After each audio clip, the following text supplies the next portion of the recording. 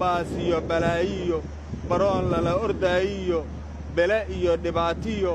alla ha kaa badbaadiyo muqdishooy baraariyo baryasamo ku noolow aniga markii aan yaraay waa tiri jiray suugaanta laakiin uma badnayn si dhaba inaan u tiriyo waxay bilaabatay xilligii ay ka dhaceen dagaalada sokeeye ay dalkeena ka dhaceen markaas ayaan bilaabay inaan tiriyo suugaanta waxaanay u kalafay duruuftii iyo qabyaaladii la isu dilayay iyo dhibaatadii dalkeena haystay marka waan xasuusaaba gabagii ugu horreeyay ee xilliga aan tiriyey oo ka hadlayay qabyaaladda ay Soomaalidu isu dilayso waa dulle qabyaaladdu waa furqiyo daacuun waa cadow difaaciyo dugsi aad ka dhigato kaa dooxa maatada waa nacab dadnimadiyo sharafta kaala diriro ummadaada kugu dira ruuxaan dakana iyo dembi adiga kaa gelin soo dil kugu yiraahda waa durbaan ibliiso daacadaad u tahayo aad ka daba hablaysaa waa kaan kara duqowdiyo jahli deegta noo suran ummadday la darisana nabadda waa u diidaa damiirka waa ka qaadaa diinta waa ka saartaa qaranka waa ka dumisaa aakhirana dab naariyo jahannabay ku dalaqsin xaqiiqiyan ma xiiseeyaan dhalinyarada markay la fiiriyo gabayada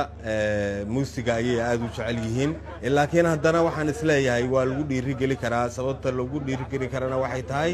haddii de jaamacadaha iyo dugsiyada iyo duruusta iyo ay ku qaataan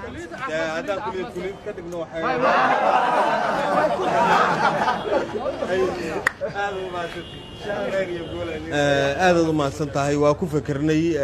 waana samaynay weliba oo hadda markii ugu dambaysay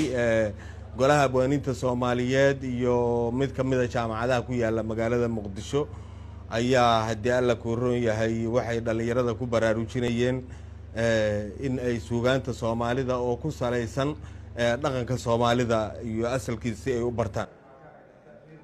tobanaan ku baatagoogiya ka go'an tiirka bowdada ee timaha ka badan intuu madfuuc tiray laxaadkii iyo isbitaalada markaa tagtaa tacajabaysa hooyo 10 wiil lashaan mid uga taagnayni tacajabayay u talin 10 ka madaxweyne haddaan iraahdo